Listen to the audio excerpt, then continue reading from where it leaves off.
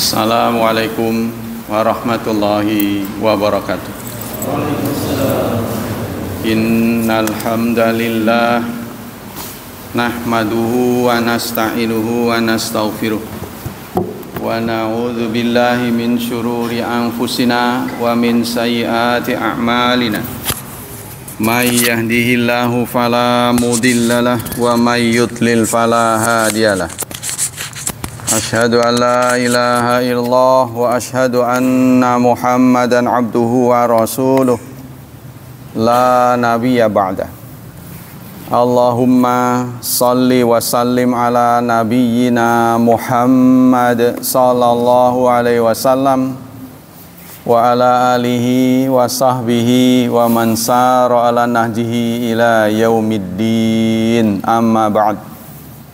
Ayo ikhwah, kita lanjutkan kajian kitab Fiqhu Bulughil Maram, mendalami kitab Bulughul Maram versi mazhab Syafi'i. Kali ini hadis ke 558.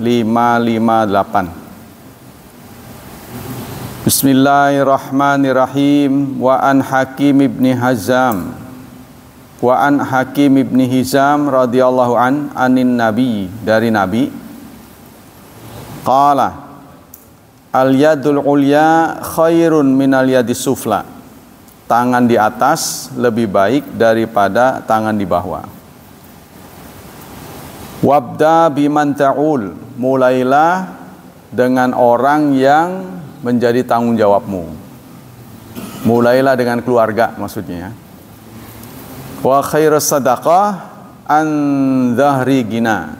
Sebaik-baik sedekah adalah dari punggung kaya. Punggung kaya itu maksudnya setelah sedekah kita masih cukup. Ya, bukan tekor. Kita sedekah, kita sendiri susah beli beras contohnya. Nah, itu bukan begitu.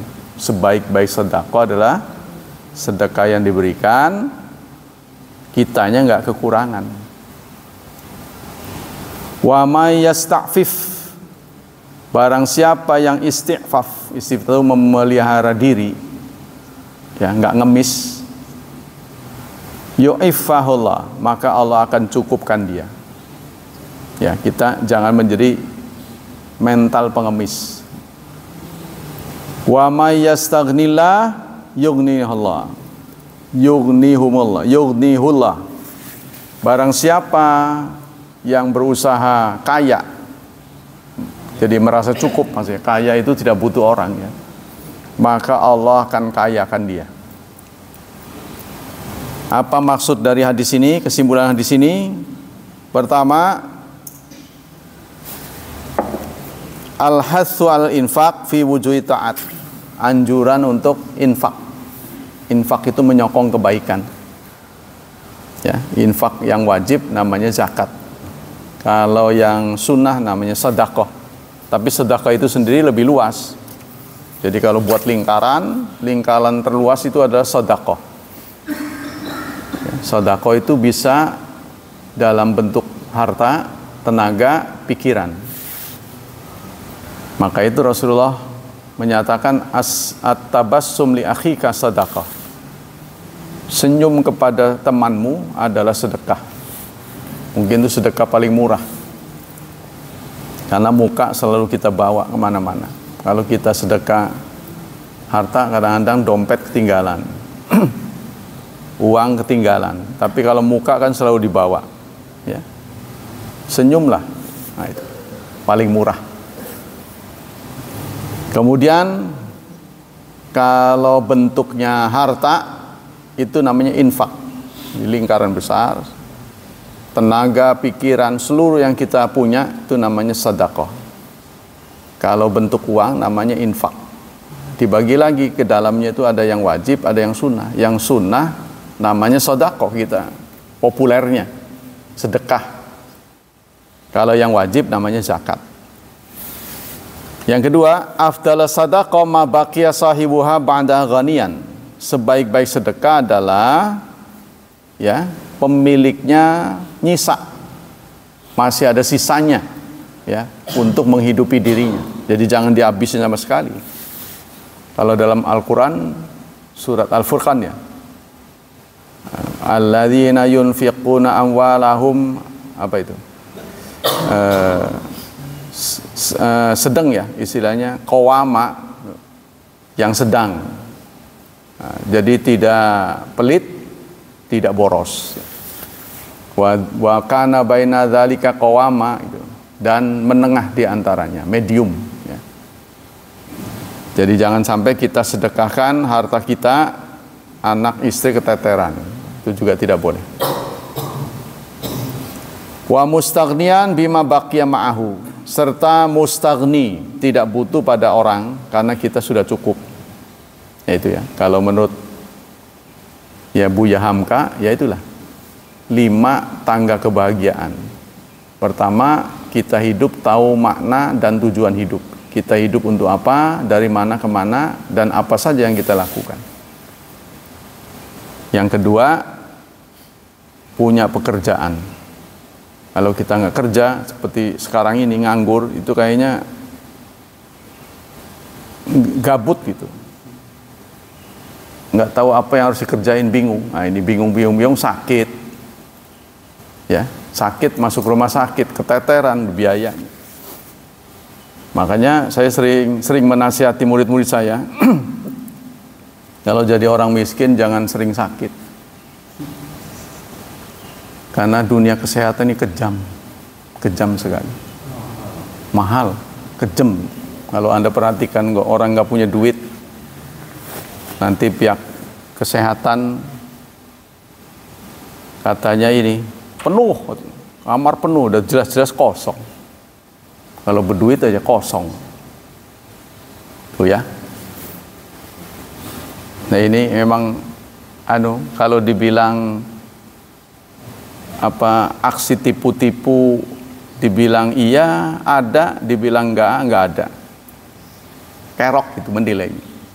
Jadi begitulah nasib orang yang kurang mampu. Tadi itu ya. Jadi saya sering memberi nasihat pada murid walaupun dia melotot, kalau miskin jangan sering sakit, saya bilang. Kan di madrasah itu setiap saya ngajar tahu-tahu si A si B nggak ada, kemana? Sakit. Udah disampaikan kalau miskin jangan sering sakit, saya bilang. Karena saya tahu SPP-nya kadang-kadang telat mereka ini. Udah miskin, datang dari jauh, ya, waktu sekolah nggak masuk kan rugi kan? Jangan sering sakit, miskin itu jangan sering sakit, sehat terus. Sebab kesempatan kita harus lebih banyak daripada orang kaya, kan mereka udah dapat tuh, kita belum. Kita harus. Kalau kita ketinggalan, sakit lagi, kapan mau ke udaknya? Kalau orang dengar berkira buruk sangka, sakit sehat itu kan bukan nah, tapi upaya dari Anda. Kalau makannya nggak benar ya sakit. Kita kembali ke sini. Li'anna ma yatasaddaq bi jami malihi yandimu ghaliban. Karena umumnya kalau orang sedekah semua harta, lagi semangat sedekah semuanya, ya, maka biasanya rugi, dia akan nyesel. Tapi saya puji ya, ada orang tertentu yang punya harta itu disedekahin. Nah kemarin itu di samping pesantren saya ada tanah yang dijual berikut bangunan itu laku 3M. Sementara luasnya separuh dari madrasah saya. Kan berarti kan 2 kali lipat. Terbayang oleh saya. Ini kan yang wakaf ini kan angkatan laut, jenderal. Wah ya Allah, pahalanya betapa besar dia. Dia wakaf 3M. Ini fasilitasnya luas 5.000 meter. Ya. Berpahala sangat besar. Sekarang orangnya masih hidup dan sering ngontrol. Dia lihat, oh maju, senang dia. Saya bahagia sekali. Jadi sebelum meninggal dia sudah, belum meninggal sekarang, dia sudah senyum melihat kemajuan. Mestinya kita begitu. Wa ya'tamiduhu. Itu biasanya orang yang menyedekahkan seluruh harta ujung-ujungnya akan nyesel karena dia sendiri susah. Au qad yandamu idza ihtaja wa yawaddu law annahu lam yatasaddaq. Kadang-kadang dia kepikirannya setelah kejadian, setelah dia sedekahin semua, giliran dia perlu nggak ada, nyesel. Bi khilafi man baqiya ba'da mustaghniyan. Beda dengan orang yang masih punya. Nah, setelah dia sedekah masih ada. Ya, maka sebenarnya sedekah itu menambah energi rohani kalau menurut saya. Antara orang sedekah yang disedekahi itu lebih bahagia yang memberi. Seharusnya kalau lempeng mah yang ngasih sama yang dikasih lebih bahagia yang ngasih. Kalau lempeng mah. Tapi kalau kita tipe mentalnya pengemis, demennya dikasih mulu. Senengnya dikasih mulu, atau ngorek-ngorek punya orang, nyindir-nyindir. Ya, kita tidak boleh. Itu hal yang sangat pamali lah singkat. Fa innahu la yandimu 'alaiha, maka dia tidak akan menyesal, bal yasurubia, bahkan gembira. Nah, dia sudah bisa membantu orang lain, dia senang. Apalagi orang yang dibantu berhasil, sukses ya, wah gembira. Wal ghaniyyu bima yastadiru bihi 'alan nawaib. Orang yang kaya bima yastadiru 'alan nawaib. Orang yang kaya bisa mengatasi berbagai musibah. Bencana-bencana dia bisa, ya. Orang yang kaya. Kalau orang yang miskin yang paling berdoa. Ya kayak kita lah, ada orang susah ya, ngedoa aja minimal. Ya, kalau sudah minimal saja aja nggak bisa, ya keliwatan. Jadi berdoa aja nggak mau. Yang ketiga, taqdimu nafaqah ala nafsihi. Kita memulai nafkah ya kepada diri kita. Biayailah dirimu. Nah, jangan sampai kita membiayai orang, kita sendiri keteteran. Manfaatkan harta yang Allah berikan mumpung kita masih hidup. Kalau sudah meninggal, harta yang kita punya sudah berubah nama, berubah pemilik. Ya, kadang kita begitu sih. Kaya tapi tidak mau memanfaatkan kekayaan, tidak dinikmati, nggak tahu buat apa gitu. Ya, sebab seperti uang itu sebenarnya alat tukar. Uang itu alat tukar, bukan untuk dikoleksi. Kalau koleksi itu benda seni, antik. Uang dikumpul-kumpulin, dikoleksi malam-malam nggak laku. Mending kalau ini mah bisa dijual mahal kan? Bukan barang koleksi sebenarnya. Kan ya alat pembayaran, disebut dalam Quran wa'addada, ya kan? Yasabu annama lahu akhlada, dia mengira harta akan membuat dia kekal. Allah mengkritik kalau kita punya harta tidak dipakai, kita sendiri hidup susah, uangnya banyak.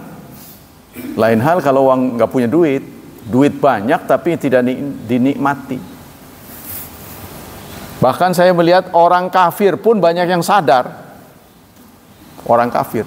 Jadi saya pernah punya teman pedagang di Glodok. Ketika temannya suatu saat nggak ada karena sakit penyakit dalam, dia langsung ngeh. Rupanya orang itu kalau terlalu asik duduk ya, itu banyak penyakit itu. Kan di toko itu kan saking banyak pelanggan, duduk terus nantinya, seharian tuh, saben hari. Jangan dikira nyaman. Seperti teman-teman juga sama. Yang di madrasah, yang urusan administrasi kan dia duduk terus. Lama-lama dia bilang penggangnya sakit, awas saya bilang. Gajimu gak seberapa, nanti kalau masuk rumah sakit bisa brodolan kamu. Ya kan? Gajimu berapa sih? Masuk rumah sakit bisa ratusan juta. Ginjal tuh. Lama gak bergerak kan. Saking asik ngitung-ngitung. Udah mata jadi minus tuh. Karena ada layar, menatap layar terus. Ya radiasi. Nah, terus diam terus, nggak bergerak. Harus sekali-kali berapa jam harus bangun, jalan-jalan. Gaji nggak seberapa, resikonya besar. Kita kembali sini.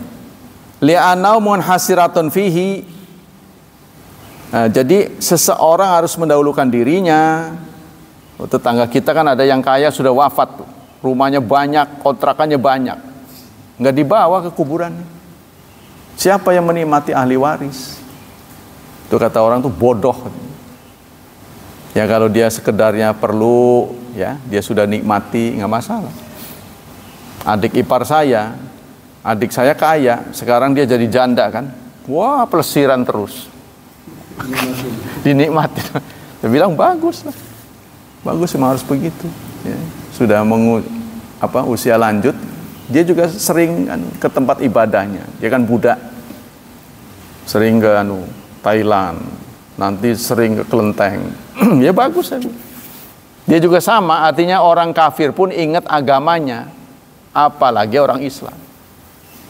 Dan kita berkeyakinan selain Islam nggak benar, hanya Islam saya diterima. Lah Anda sendiri tidak lebih baik daripada mereka. Wong mereka yang sudah tua aja rajin ke tempat ibadah, tuh. Milih bahkan rumahnya dijual gara-gara jauh dari tempat ibadah. Dia milih yang dekat. Contohnya itu. Ya, tapi kita yang jauh-jauh nggak usah dijual. Ya, kalau kita jauh makin bagus karena pahalanya besar. Ya. Kita beli lagi. Beli lagi boleh. Beli lagi yang lain suruh, gratisin. Fihi ibtida bil ahami fal muhim fil umur. Maka mulailah dari keluarga dulu, diri kita, keluarga, kerabat. Ya, jangan kita biarkan kerabat kita susah, orang lain yang kita bantu. Kalau harus skala prioritas, ya, skala prioritas kita dahulukan keluarga. Wa murata haqqihi aula ala kulli hal. Sebab kalau kita tidak melakukannya, nanti kita akan dituntut di akhirat. Mulailah dari keluarga, diri Anda sendiri, keluarga, kerabat, tetangga, ya. Yang keempat, haddul ghina ala sadaqah. Anjuran hadis ini menganjurkan sedekah terhadap orang kaya. Jadi sebenarnya ujung-ujungnya banyak sedekah itu membuat hidup tentram. Bayangkan kalau satu komplek yang kaya itu diam saja tidak bantu, nanti dia hidupnya nggak tenang. Sebab selalu keselamatannya terancam. Orang miskin itu pasti dendam. Kaya nggak ngasih-ngasih itu pasti dia dikerjain gitulah. Tapi kalau kita sering berbagi, orang juga senang, gitu kan. Itu tujuannya ya. Jadi keuntungan dan kegunaannya kembali pada diri dia sendiri. Wa hasul fakir ala ta'afuf ala mas'alah. Dan menganjurkan orang fakir untuk ta'afuf, jangan minta. Tapi kalau dikasih jangan nolak. Kalau dikasih jangan nolak. Kalau butuh jangan minta, diem aja. Jangan nyindir-nyindir. Kadang-kadang nyindir-nyindir. Al-hadal fakir, yang kelima.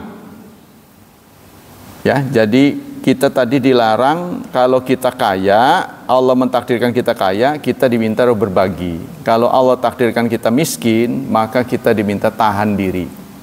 Ini semua adalah ujian. Kenapa sih dia yang kaya, bukan saya? Inilah ujian. Anda nggak boleh protes. Mungkin kalau teliti punya teliti, ya salah Anda sendiri. Ya, umurnya tidak dipakai untuk maksimal. Dulu suruh sekolah malas-malesan, main mulu. Giliran harus serius, Anda main. Ya kan? Giliran main, Anda serius. Ini nggak cocok ini. Seperti anak-anak kita sekarang kan, lebih senang main. Gurunya nggak datang senang. Harusnya sedih. Kalau di perguruan tinggi, di Syahid ya, saya pernah ngajar di Syahid. 10 menit dosen nggak datang, mereka mengumpulkan tanda tangan, lalu ditaruh di meja.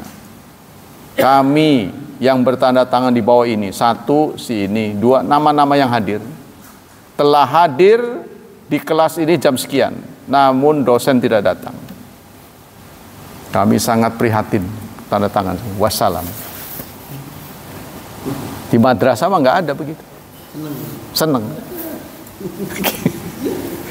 Maka saya sudah bisa melihat masa depannya. Orang manjadda wajada, barang siapa yang bersungguh pasti dia dapat. Nah, karena nggak bersungguh-sungguh nggak bisa. Inilah yang banyak ya kita lakukan, anak-anak kita teledor, diberi kesempatan hidup oleh Allah tidak dimanfaatkan, nanti saatnya dia mau pakai dia nggak punya, tidak punya talenta. Jadi tempat saya ada sanawiyah, ada aliyah, ada M-Haki namanya, madrasah hafizul Quran. Jadi yang saya ajar itu rata-rata 2/3 Quran mereka hafal. Lebih dari saya bahkan. Saya bilang kamu hafal Quran tuh apa yang patut dibanggakan? Kecuali kamu tahsin. Kamu hafal Quran saya nggak bisa menikmati, ya kan? Kan sesungguhnya rezeki itu karena nikmat yang kita berikan. Pak Hilman dapat gaji kerja, kan Pak Hilman memberikan keahlian kan? Kalau sekarang Pak Hilman punya keahlian diam aja, kan nggak bisa dinikmati orang, kerja apa nggak mau gitu, ya otomatis nggak dapat lah, itu kan? Kamu hafal, tapi ngimami nggak mau, datang ke masjid nggak mau, buat apa? Jadi sesungguhnya kita berbagi nikmat pada orang lain, baru orang memberi. Ingat, rezeki Allah itu lewat manusia, bukan langsung. Kalau nggak lewat manusia itu artinya kita minta langsung dari langit, bruk, gitu. Emas tuh. Bahkan Umar pernah mengusir seorang jamaah karena getol di masjid nggak keluar-keluar. Kamu punya istri? Punya. Kamu punya anak? Punya. Kamu punya tanggungan? Punya. Keluar kamu. Ngapain di sini terus? Inna sama ala tumtiru dhahaban. Umar bin Khattab. Langit tidak hujan emas. Kamu tidak dibenarkan atas nama agama bermalas-malasan. Nggak kerja, nggak apa, suami anak istrinya kan butuh nafkah. Nggak bisa kamu beralasan begitu. Diusir sama Umar. Tuh. Ya. Nah, jadi kita nggak boleh mengatasnamakan agama untuk bermalas-malasan,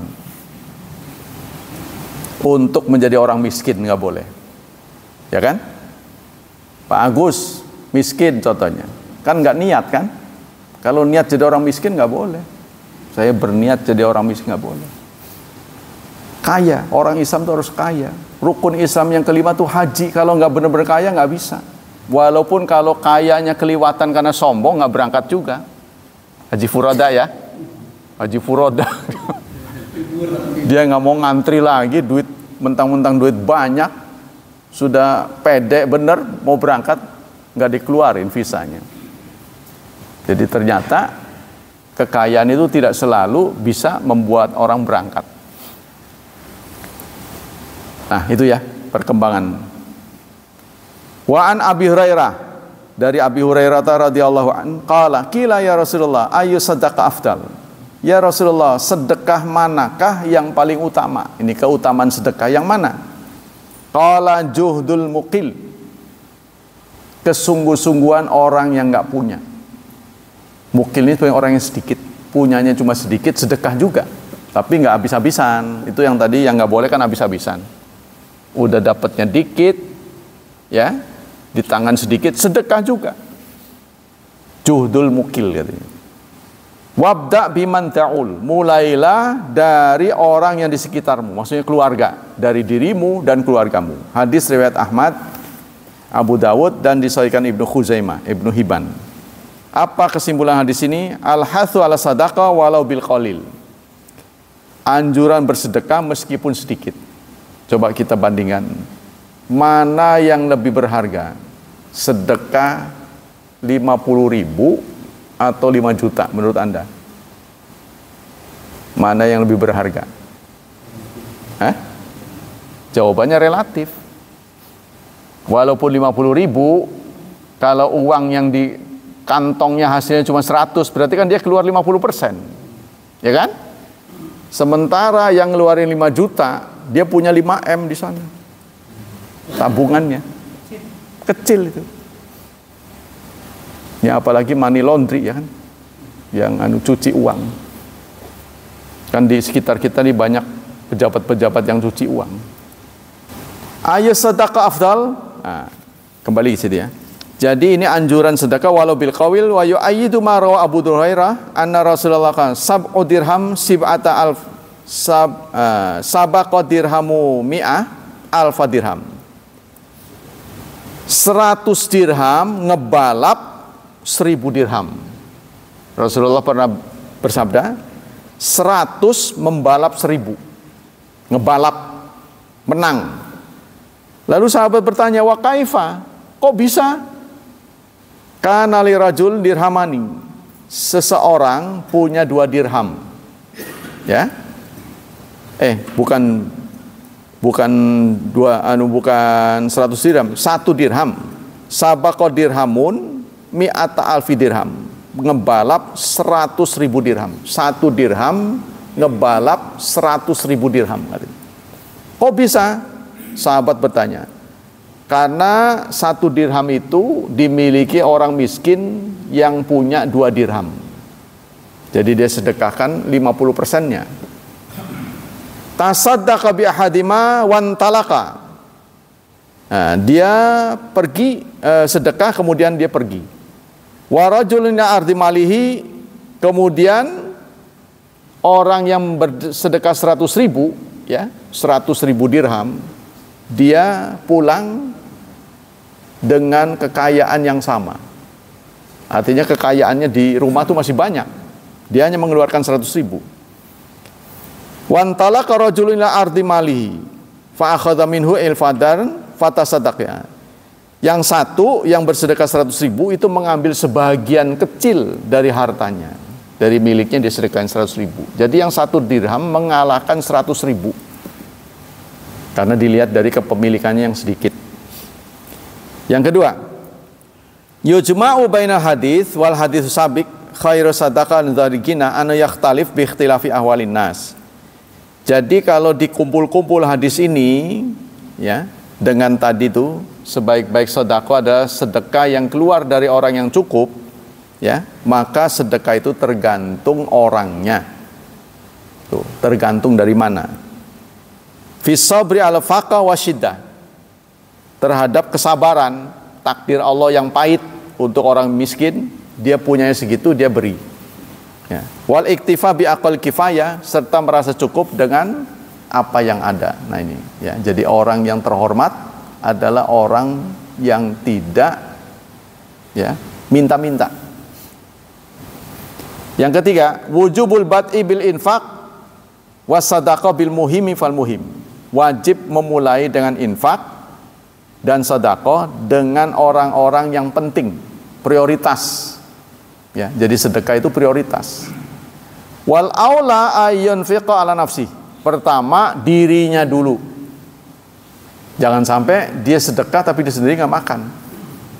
Summa ala iyalihi. Pertama diri sendiri, kemudian pada keluarga, wa man talzamahu nafaqatuhu, dan orang-orang yang menjadi kewajiban nafkahnya. Terutama keluarga inti. Keluarga inti itu ada orang tua, anak, pasangan. Ya, sebab dalam kondisi apapun orang tua, pasangan dan anak pasti dapat waris. Ini keluarga inti namanya. Sisanya keponakan, paman, itu namanya kerabat. Summa biman yaludzu bihi min aqarib. Nah, setelah dia diri sendiri, keluarga, kemudian kerabat. Wa dzawil arham, dan zawul arham. Zawul arham itu yang mempunyai hubungan darah tapi nggak dapat waris. Ya, seperti apa? Saudara sepupu sebawahnya. Saudara sepupu. Atau orang tertentu yang terpisah dengan perempuan. Maksudnya gimana? Contohnya anak perempuan dari kakak atau adik kita perempuan. Itu namanya zawul arham. Sebab dia nggak dapat waris. Ya, kalau seseorang nggak punya anak, dia punya kakak laki-laki meninggal. Kakak laki-laki ini punya anak laki-laki, dapat. Ya, Seseorang nggak punya anak, dia punya kakak laki-laki. Ini orang ini meninggal nih, punya kakak laki-laki. Tapi kakak laki-lakinya pun meninggal. Cuma kakak laki-lakinya punya anak laki-laki. Nah ini dapat nih, si anak keponakan kan, dapat.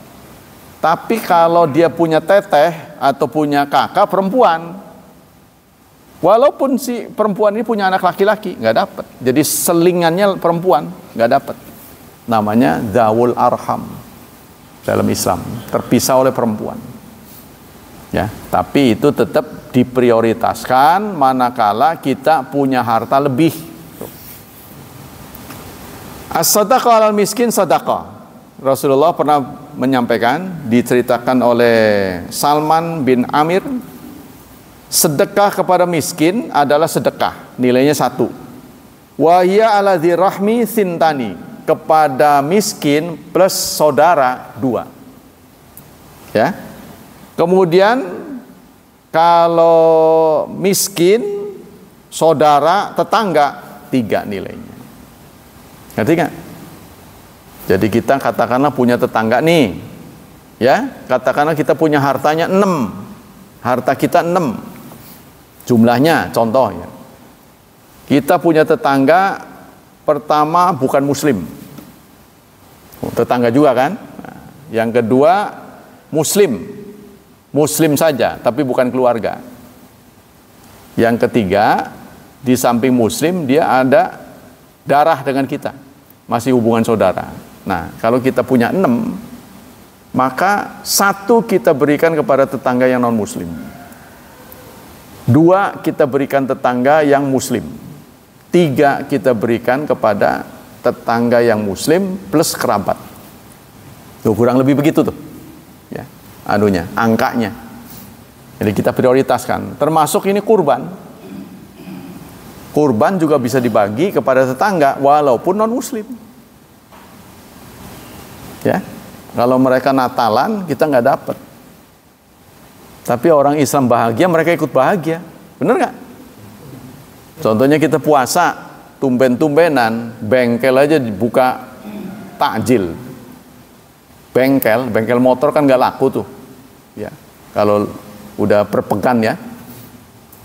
Ya jualan apalah yang nggak ada kaitan dengan lebaran tuh, mereka nggak laku.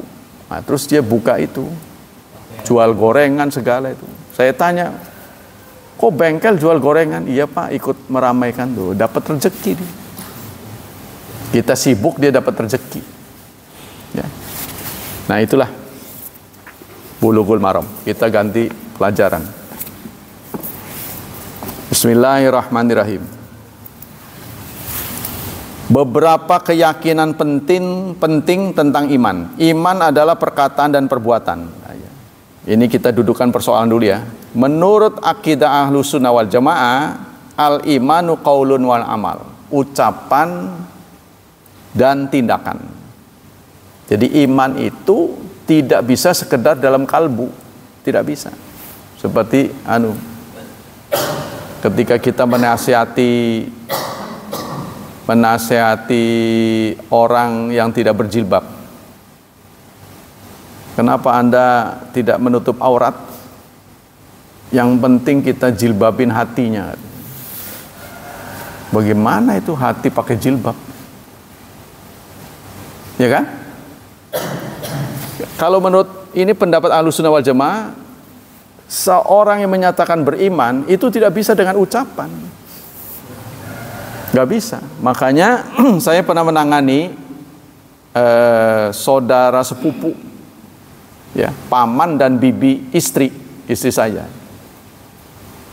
Si paman ini mati duluan. Sebelum meninggal, dia dulunya muslim. Kemudian dia menjadi Buddha. Saat sakit keras, saya datangi, dirawat di rumah sakit sini. Saya tanya, paman, dulu kan kamu muslim, sekarang kamu sakit keras. Ini kesempatan terakhir. Dengar baik-baik. Kalau kau ingin masuk surga, ya, ucapkanlah syahadat seperti dulu kamu masuk Islam. Dia udah nggak bisa ngomong. Gimana? Mau nggak? Karena udah nggak bisa ngomong, saya bilang, kalau bisa ngomong, kalau nggak bisa gerakan kakimu. Dia gerakan. Ini kejadian benar. Gerakannya nggak jelas, ini refleks apa gatel apa saya bilang. Orang sakit dibawa bercanda ya. Supaya lebih jelas, gerakan yang keras ya. Dah. Sekarang kalau nggak bisa diucapkan, ucapkan dalam hatimu. Dengar saya ngomong, dengar dia gerakan lagi. Ya, tiruin ya. Asyhadu alla la ilaha illallah. Sudah? Nah, sekarang asyhadu alla ilaha illallah wa asyhadu anna muhammadar rasulullah. Saya ulangi lagi, takut kecepatan. Dipelanin lah. Nah, udah gitu. Gimana? Sekarang dengan demikian berarti paman sudah muslim ya? Kalau iya, gerakan kaki, gerakan.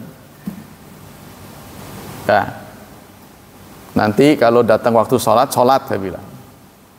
Seharusnya disunat lagi nih saya bilang. Udah, nggak dalam hitungan jam wafat ya. Saya bilang pada anak-anaknya, sebenarnya dia sudah muslim. Disaksikan juga oleh kakaknya yang non muslim. Tuh, lihat. Tapi karena dia tidak bisa buktikan dalam ucapan, saya tidak bisa tajhizul janazah dengan cara orang Islam. Gak bisa. Karena ini sifatnya dalam hati, hanya Allah yang maha tahu. Apa tadi cuma menggerakkan kaki atau memang hatinya bicara, saya nggak tahu. Saya serahkan pada Allah. Tapi kalau memang Allah terima, ini sangat menguntungkan. Walaupun nanti dibakar dulu, ujung-ujungnya masuk surga gitu kan. Betul. Nah, kemarin ini giliran istrinya. Istrinya sakit, kedua anaknya muslim. Satu yang dagang mie itu di depan Ramayana, subur ya. Satu lagi sudah pensiun sih. Nah, di PCI tinggalnya. Dua-duanya muslim anak-anaknya. Coba kamu rayu supaya dia muslim, nggak mau dia. Katanya nggak mau. Sudah disuruh nggak mau. Salahnya adalah dia tidak memberitahu bahwa suaminya sudah muslim. Jadi di akhir hayatnya itu membaca syahadat nggak diberitahu. Kata anaknya, papa itu belum muslim. Waduh, tuh tahu siapa kamu sama aku? Karena saya ngadepin kok. Jadi ya rupanya begitu. Saya angkat tangan sudah. Jadi ada beberapa juga orang yang orang tuanya muslim, orang tuanya bukan muslim, anak-anaknya muslim, tidak bersedia statusnya dimuslimkan. Karena apa? Perbawa ini punya aturan, kalau muslim dicoret dari bantuan. Tapi kalau non muslim akan ditangani oleh mereka, dapat sasaran lah singkatnya. Ya itulah. Jadi orang banyak yang berpikirnya materi. Nah, kita kembali ke sini. Jadi iman itu tidak bisa sekedar dalam hati, tapi harus ucapan dan tindakan. Ya, jadi kalau orang setelah bersyahadat kemudian nggak sholat, maka para ulama mengatakan dia telah menggugurkan keislamannya. Orang baca syahadat nih, wayanya sholat dia nggak sholat, pokoknya seterusnya nggak pernah sholat, baca syahadat doang. Boleh jadi karena mau nikah kan? Ya. Nah, itu menurut ulama telah menggugurkan dirinya. Kalau sholat, tapi kalau bukan sholat enggak. Contohnya dia sholat, ya setelah dia baca syahadat dia sholat. Tapi giliran Ramadan dia nggak puasa, nggak zakat. Gitu. Pokoknya selain sholat lah. Ini menurut ulama maksiat kategorinya, berdosa besar. Cuma nggak keluar. Tapi kalau dia meninggalkan sholat dianggap keluar. Jadi sholat itu gerbang, namanya imaduddin. Ya, jadi sebejat-bejatnya orang Islam itu tidak boleh sampai tidak sholat. Singkatnya gitu. Kalau dia yang lain-lain silahkan, bukan nyuruh ya, tapi maksudnya belum sampai keluar dari Islam. Kita tidak boleh menuduh murtad seseorang yang sholat tapi yang lain-lain enggak. Dia sholat tapi enggak ngaji, enggak pernah nimbrung dengan kaum muslimin, enggak pernah zakat, enggak pernah puasa, itu tidak boleh kita tuduh dia murtad. Tapi ketika orang Islam tidak pernah menunjukkan itikat baik dengan sholat sama sekali bukan bebelentongan, bukan ya. Kadang sholat karena bukan. Ini pun nggak boleh dituduh murtad. Kalau sesekali sholat 5 waktu nggak pernah kelihatan, tapi Jumat mah ya, nah itu belum masuk kategori murtad. Tuh, ya, kita nggak boleh sembarangan menuduh orang. Kal badani wa ruh. Jadi iman itu qaulun amal seperti badan dan ruh. La badan illa biruh. Badan tidak direken kalau tidak ada ruh, namanya mayat. Ya, begitu juga wala ruh illa bi badan. Tidak ada roh kalau tidak ada badannya. Roh doang nggak ada badannya, ya bukan manusia. Badan doang nggak ada rohnya, jenazah namanya. Fakadzalika la iman illa bi amal. Demikian pula iman tidak ada kalau tidak ada amal. Wala amal illa bi iman. Dan tidak ada iman, tidak ada amal kecuali dengan iman. Ya. Singkatnya, kunci dari akhirat itu adalah iman. Kunci dunia adalah ilmu, skills. Nah, Allah menyematkan namanya dengan Bismillah itu 2 nama, Rahman Rahim. Ya, Bismillahirrahmanirrahim. Walaupun Asmaul Husna ini banyak, nama-nama Allah yang indah banyak, tapi yang dipilih ini 2, Rahman dan Rahim. Ini mengingatkan kita kalau kita ingin sukses seharusnya dunia akhirat.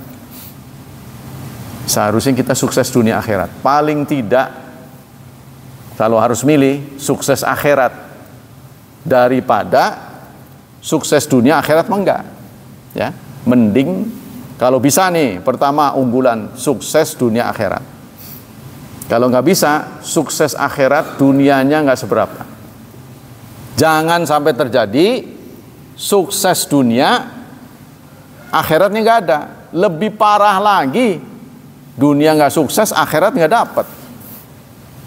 Tuh, itu banyak teman-teman kita. Ya kita nggak menuduh. Contohnya apa? Mereka jualan. Kalau diborong aja nggak sampai 100.000, itu barang yang dia jual. Tapi tega tidak sholat subuh. Jualan, ngudak keuntungan orang yang di pasar-pasar. Tapi kita nggak menuduh semuanya ya. Cuma kalau dia nggak cepet-cepet, dia nggak dapat lapak yang strategis. Harusnya kan dia join dengan temannya gantian. Kamu tungguin saya sholat subuh dulu, bisa sebenarnya. Sholat subuh nggak lama kok. Kalau dia mau ya. Nah, persoalannya kalau ada orang jualan itu sekarang-kadang di depan gerbang kita ini. Dia bawa dari pasar, wayang subuh dia tidur. Sama ngegelepak dia. Di aspal. Ya Allah, saya bilang. Saya dengar-dengar orang kampung sini. Gimana dunianya begitu, akhiratnya apa lagi? Nah ini kalau bisa sukses dunia akhirat. Kalau nggak bisa, ya dunia nggak begitu sukses, akhirat sukses. Yang ketiga, dunia sama sekali tidak sukses, akhirat dapat. Yang paling sial, dunia enggak, akhirat apalagi. Oh itu parah. Nah jangan sampai terjadi. Ini pasti kecerobohan di masa lalu. Iman bisa bertambah dan berkurang. Nah, itu yang kedua ya. Al iman yazid wa yangkus. Iman itu fluktuatif. Biasanya iman naik nih saat kita susah, keroknya begitu. Seharusnya kan kita seneng naik, tapi nyatanya kebanyakan nih ya. Mudah-mudahan kita sih lagi seneng naik, lagi susah naik, sama, ya kan? Kebanyakan orang lagi susah naik. Contohnya lagi bangkrut, ya, dia datang ke masjid, tatang, terus minta-minta kepada Allah. Begitu diberi sukses, orang wawan, sibuk alasannya. Ya, itu kebanyakan kita begitu. Lagi sukses malah orang eling. Nah, bagusnya sih ini miskin kaya ini ujian. Pak Hilman jadi begitu, saya jadi begini, ini ujian. Belum tentu kalau ditukar bisa nih. Ya kan? Sudah bisa. Nggak bisa. Tukeran yuk. Belum tentu bisa. Kadang-kadang kita kan nyawang. Waduh, teger ya. Wis soge, kasep. Oh, keluarga dia sukses. Lengkap. Seperti yang dipunyai Nabi Ibrahim. Maka Nabi Ibrahim jadi teladan. Ibrahim itu udah kaya. Saya dengar dia punya onta itu sampai 7.000 peternakannya. Nabi Ibrahim ternyata orang kaya. Udah kaya, poligami, dua-duanya anaknya Nabi, istrinya salihah. Wah, kurang apa itu? Mantap. Ya kan? Iya. Lah kita ini pikir-pikir aja tuh. Hah? Udah satu galak pisan, stres kita. Istrinya gemuk, kitanya kurus. Berarti stres Anda itu, tertekan. Jadi kalau jalan kayak 1-0. Ya kan? Kesian amat ya. Tapi ada lagi yang dua-duanya gede. Waduh, nggak ada ustadz yang sukses kecuali dia. Kenapa Pak Ustadz? Gede dua-duanya. Sukses. Ya kan? Maka saya melihat, saya tidak tertarik dengan orang yang berpoligami, istri tuanya kurus. Saya tahu gemuk nih, lalu kurus, berarti stres ya. Iya, pikiran. Jangan Anda berbangga. Oh, diam-diam sikap tubuh kita itu menunjukkan Anda bahagia apa enggak. Tuh, kalau gemuk, sukses ya. Tapi ada juga gemuk karena stres. Ada, ya kan? Jadi dia makan terus tuh, makan terus. Itu terjadi pada keluarga saya juga. Udah jangan usah dipikirin, ini mah takdir, ujian. Kita ini ujian. Jadi ada yang diuji jadi tentara, ada yang diuji jadi guru. Kita ini ujian semua. Kadang-kadang kalau kita pun kadang-kadang nggak mau. Tadinya saya nggak pengen begitu, kok bisa jadi begini. Tuh, inilah ujian. Kita nikmati saja peranan Allah yang tempatkan buat kita di dunia ini. Kita jalani dengan baik. Ya, kalau dikasih susah ya udah terima aja. Yang penting kita tidak berniat untuk hal-hal yang tidak baik. Saya pengennya kaya tapi dikasih susah. Ya udah. Niat Anda itu insya Allah berpahala. Tuh ya. Kan Rasulullah juga meminta la hasad ila tsnain. Tidak patut dicemburui kecuali dua orang. Orang kaya yang menggunakan kekayaannya untuk bersedekah. Itu patut dicemburuin, patut dipengeni. Yang kedua, orang berilmu yang membagi ilmunya kepada orang. Nah, itu ya, patut kita cemburuin. Ini pahalanya terus-menerus. Gibtoh, nah, ini bukan hasad lagi masuk. Nah, kalau kita nggak dua-duanya, kaya enggak, pinter enggak, ini payah ini. Itulah nasib. Coba Anda merenung apa ada yang salah. Human error kan, tidak mungkin Allah yang error. Human error. Maka Allah sering mengatakan innallaha la yadhlimun nas, bukan Allah yang salah, walakin kanu anfusahum, tetapi kalian yang salah. Kalau mau dipikir-pikir tuh. Nasibnya begini ini jangan salahkan Allah terus.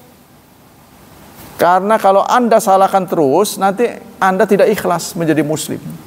Maka kita sering memulai tasbih itu dengan memulai zikir dengan subhanallah.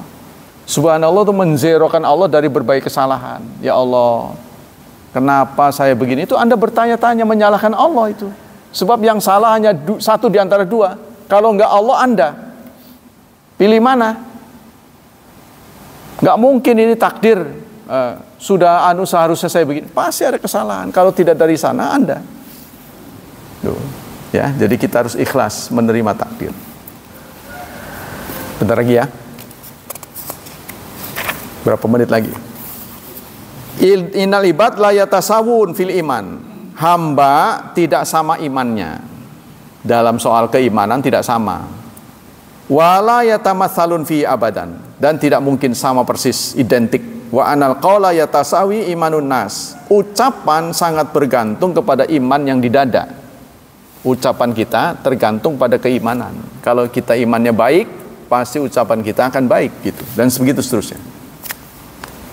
Inna tafadulan nas fil iman yakunu fi ajzail iman al arba'ah fi qaulil qalbi. Nah, katanya ada 4 ya. Iman manusia bertingkat-tingkat.